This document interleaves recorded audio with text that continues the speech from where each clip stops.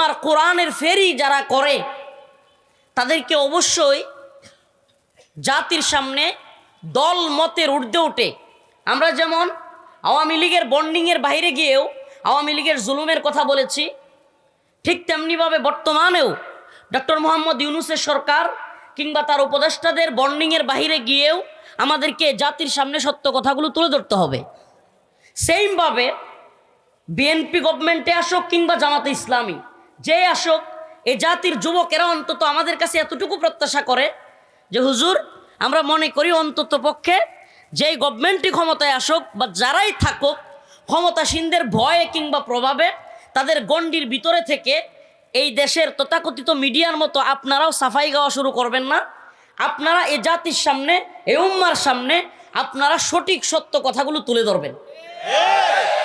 এটা আমরা জানি যে এই জাতির যুব সমাজের অন্তত এতটুকু প্রত্যাশা আমাদের উপর আছে যে এই বন্ডিংয়ের বাইরে গিয়া সবাই যদি বন্ডিংয়ের ভিতরে কিংবা পকেটের ভিতরে ঢুকে যায় তাহলে জাতির সামনে অকপটে সত্য বলবার মতো কেউ থাকবে না। আর যখন অকপটে সত্য বলবার মতো কেউ থাকবে না, এই জাতি আস্তে আস্তে জাহালত, চামচামি, ওই যে আগে দেখছেন না, জি আপা খাইছেন আপা, বইছেন আপা, শুইছেন আপা, মাইরালান আপা, বিএনপিরে মাইরালান, জামাতরে মাইরালান, হুজুরারে মাইরালান, সব ধ্বংস করলেন আপা, ঠিক করছেন আপা, হুজুর করে জেলে নেন আপা, মানে যাই করে আপা আপা আপা। এই চামচামির সর্বোচ্চ লেভেলে কেন যাইতে পারছে? হাসিনা জুলুমের সর্বোচ্চ লেভেলে কেন যাইতে পারছে?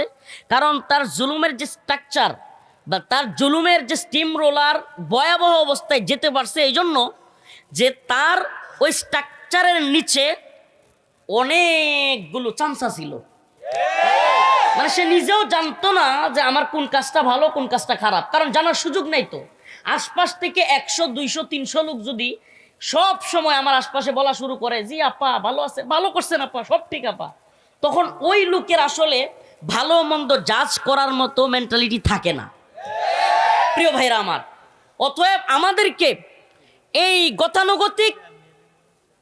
গতানুগতিক সিস্টেমের বাইরে গিয়ে ভাবতে হবে, চিন্তা করতে হবে। এই সিস্টেম এক অক্টোপাসের জাল, এই সিস্টেমটা একটা অক্টোপাসের জাল, যেই জালের মধ্যে আপনাকে, আমাকে, আমাদের সবাইকে তারা আবদ্ধ করে রাখতে চায় এবং পুরো পৃথিবীর, শুধু বাংলাদেশ না, পুরো পৃথিবীর ক্ষমতা তাদের কাছে রাখতে চায় এবং তারা সমস্ত সিস্টেমের ঊর্ধ্বে, আইনের ঊর্ধ্বে থাকতে চায়। এটা আমি ছোট্টভাবে আপনাদের কয়েকটা উদাহরণ দিয়ে স্বল্প সময়ের মধ্যে বোঝাবো। يومئذ تحدث أخبارها بأن ربك أوحى لها يومئذ يصدر الناس أشتاتا ليروا أعمالهم فمن يعمل مثقال ذرة خيرا يره ومن يعمل مثقال ذرة شرا يره صدق الله مولانا العظيم। হারিনাল দক্ষিণ পাড়া হাই স্কুল জামে মসজিদের যুব সমাজের উদ্যোগে আয়োজিত আজকের এই বাৎসরিক তাফসিরুল কোরআন মাহফিলের সম্মানিত সভাপতি, সম্মানিত উলামায়ে কেরাম, অতিথিবৃন্দ, প্রিয় যুবক ভাইরা, স্নেহের ছোট ভাইরা, পর্দানিশীন শ্রদ্ধেয় মা ও বোনেরা, আল্লাহ রব্বুল আলমিনের দরবারে লাখো কোটি শুকরিয়া যে আল্লাহ তাআলা আপনাকে আমাকে কোরআনের তাফসির মাহফিলে আসার বসার তৌফিক দান করেছেন। এই জন্য সকলেই অন্তরস্থল থেকে বলি আলহামদুলিল্লাহ। আসলে ভাই আমি অসুস্থ, শুধু অসুস্থ বললে ভুল হবে, অনেক বেশি শরীর ভালোই না একবারে। তো এই জন্য রনি ভাইকে বলতেছিলাম যে ভাই একটু ছেড়ে দেন মাইকটা, আমি অল্প কথা বলে তারপরে শুয়ে যাই। মানে অবস্থা এতটাই খারাপ শরীরের যে আসলে মঞ্চে আসতে পারবো কি না একবার এটাও বুঝতেছিলাম না। তো এই জন্য আপনাদের প্রতি আমার রিকোয়েস্ট, আমার খুব মহাব্বতের একজন ভাই, উনি আমাকে দাওয়াত করছেন, হ্যাঁ, আহমেদ সাদিক ভাই, আপনাদের এলাকার ছেলে, এবং মুবাশির ভাই যিনি ছাত্র আন্দোলনে আমাদের আন্দোলনের সহযোদ্ধা, হ্যাঁ, 2024 সালের যে আন্দোলন সেখানে তার অগ্রণী ভূমিকা ছিল। আমরা জানতাম না, আল্লাহ তাআলাই ভালো জানতেন যে যদি সেই জালেম টিকে যাইতো, আল্লাহ তাআলাই ভালো জানে আমাদের কি পরিণতি বা কোন অবস্থার দিকে আমরা যাইতাম। তো যাই হোক, আমি আপনাদের সামনে সূরাতুল জিলজাল তিলাওয়াত করেছি। আবারও বলছি, শেষ দিন আখিরি আলোচনা। আমার খুব ইচ্ছা ছিল ভাই, বিশ্বাস করবেন কিনা, অনেক লম্বা সময় নিয়ে কথা বলা এবং আপনাদের প্রাণবন্ত আলোচনা করা। আসলে গ্রামের লক্ষ জনতার সামনে কথা বলা আর শহর লেভেলে কয়েক হাজার মানুষের সামনে কথা বলা, এটা লক্ষ জনতার চাইতেও শহরে বা বুঝমান মানুষ, ম্যাচিউর পার্সনদের সামনে কথা বলতে পারা, এটার ফায়দা আরও বেশি। সেই সুবাদে অনেক কথা বলবার ইচ্ছা ছিল। আমি ক্ষমা চেয়ে নিচ্ছি যে আমার শরীরের অসুস্থতার কারণে। মাহফিল আয়োজক কমিটি বা যারা আছে তারা জানে আমার পরিস্থিতি কেমন হয়েছিল। তো এই জন্য আমার কথা ছিল 8:30টায় বা ওই সময় দিবে, অনেক রাতও করে ফেলা হয়েছে। আজকে আমার কোনো প্রোগ্রামও নাই, রেস্টের দিন ছিল আজকে। তো যাই হোক, আমি আপনাদের সামনে সূরাতুল জিলজাল তিলাওয়াত করেছি। কিয়ামত সম্পৃক্ত কিছু আলোচনা আমি আপনাদের সামনে করব। আল্লাহ রব্বুল আলামিন এই সূরার মধ্যে কিয়ামতের আলোচনা করেছেন। আল্লাহ রসুল সাল্লাল্লাহু আলাইহি ওয়াসাল্লামের একজন সাহাবী হযরতে আব্দুল্লাহ ইবনে আমর রাদিয়াল্লাহু আনহু হইতে বর্ণিত, তিনি বলেন যে একদা রাসূলুল্লাহ সাল্লাল্লাহু আলাইহি ওয়াসাল্লামের কাছে এক লোক আসলো, এসে বলতেছে, ইয়া রাসূলুল্লাহ, আমাকে কোরআন তিলাওয়াত শিখাইয়া দেন, কোরআন পাঠ শিখাইয়া দেন, এবং এটাও বলে দেন যে আমি কোন সূরা থেকে কোরআন তিলাওয়াত শুরু করব। আল্লাহ রসুল সাল্লাল্লাহু আলাইহি ওয়াসাল্লাম বললেন, আলিফ লাম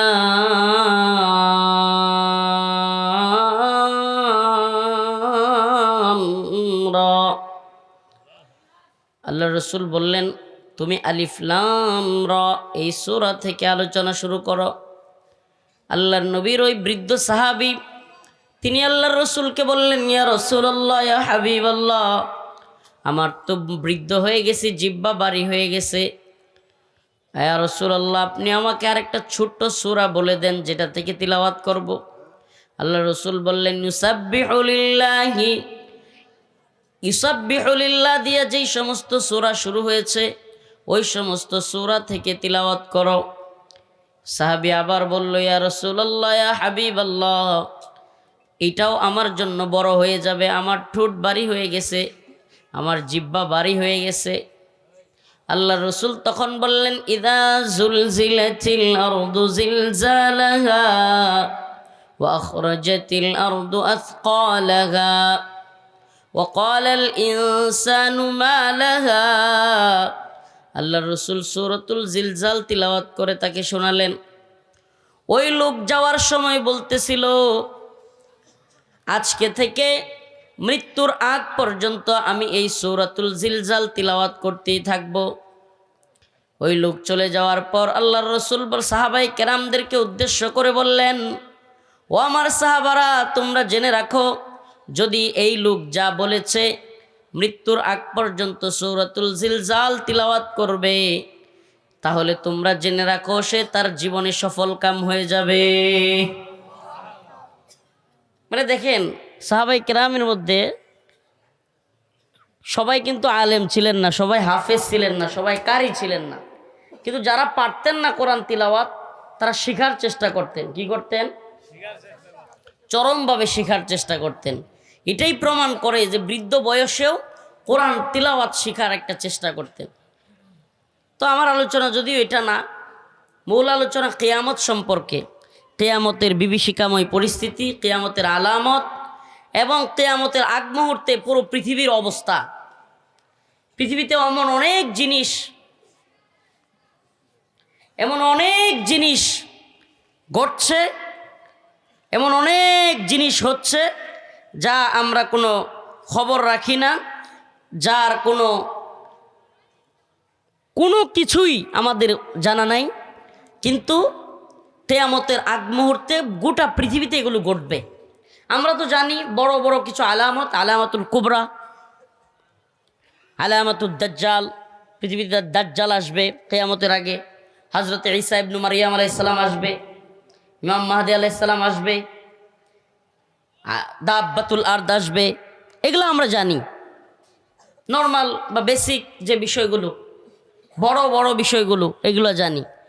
কিন্তু দাজ্জাল আসার পূর্বে দাজ্জালের বাহিনী থাকবে, ওই দাজ্জালের বাহিনীরা পুরো পৃথিবীতে দাজ্জাল আসার মতো পরিস্থিতি তৈরি করবে এবং ভয়াবহ কাজ, অশ্লীল কাজ, যেগুলো মানুষ, সুস্থ মানুষ, আমরা যারা এখানে মাহফিল শুনতে আসছি, আমি মনে করি আপনারা সুস্থ মানুষ। সুস্থ বলতে মানসিক সুস্থতা। তো মানসিক সুস্থ মানুষ কল্পনাও করতে পারবে না এই ধরনের জঘন্য কাজ কিয়ামতের আগে পৃথিবীতে হবে। সাম্প্রতিক 2 দিন যাবৎ একটা ঘটনা খুব চর্চিত হচ্ছে। পৃথিবীর বড় বড় মিডিয়াগুলোতে আসতেছে। আমরা অনেকে হয়তো বুঝতেছি, আবার অনেকে হয়তো বুঝতে পারতেছি না। এপস্টিন ফাইল নামের মার্কিন বিচার বিভাগ একটা নথি প্রকাশ করেছে। প্রিয় হাজিরিন, খুব গুরুত্বপূর্ণ কথা, শুনতে হবে, একটু মনোযোগ দিয়ে শুনতে হবে। আমি জানি না আমি কতটুকু আপনাদেরকে বুঝাইতে পারবো, কিন্তু এই উম্মাকে সচেতনতার জন্য, এই জাতির সামনে এই বিষয়গুলো ক্লিয়ার করার জন্য, যদিও আমাদের উপরে অনেক থ্রেট আছে, এই কথাগুলো বলার কারণে, প্রকাশ করবার কারণে আমাদেরকে অনেক ভয়াবহ থ্রেট মোকাবেলা করতে হইতে পারে। আল্লাহ না করুক আমাদেরকেও ভ্যানিশ করে দেওয়া হইতে পারে, কিন্তু এতে আমাদের কোনো কিছু যায় আসে না। এই দুনিয়ায় আমরা থাকতে আসি নাই, এটা আমরা জানি এবং বিশ্বাস করি যে আমরা সকলেই আল্লাহর কাছে একদিন ফিরে যাব, আজ কিংবা কাল। অতএব এই দুনিয়ার কোনো ক্ষমতাসীনের ভয়ে কোনো কথা যদি কোনো আলেম, কোনো দায় গোপন করে, আল্লাহ পাকের কাছে সে ধরাশায়ী হইতে হবে। এটা কোরআনের আয়াত, ইন্নাল্লাযীনা ইয়াকতুমুনা মা আনজালনা মিনাল কিতাব ওয়া ইয়াশতারুনা বিহি সামানান কলিলা উলাইকা ইয়ালআনুহুমুল্লাহু ওয়া ইয়ালআনুহুমুল লাঈনুন। যে আল্লাহ তাআলা জাতির সামনে প্রকাশ করতে বলছেন হক কথা, সত্য কথা। ইয়া আইয়ুহাল্লাযীনা আমানুত্তাকুল্লাহ ওয়া কুলু কাওলান সাদীদা। হে ঈমানদাররা, তোমরা আল্লাহকে ভয় করো। কাকে ভয় করব? আল্লাহকে ভয় করো এবং সঠিক সত্য কথা বলো। সুবহানাল্লাহ। তো সঠিক সত্য কথা বলবার দায়িত্বটা তো আমাদের, দায়ীদের। এই উম্মার দায়ী যারা,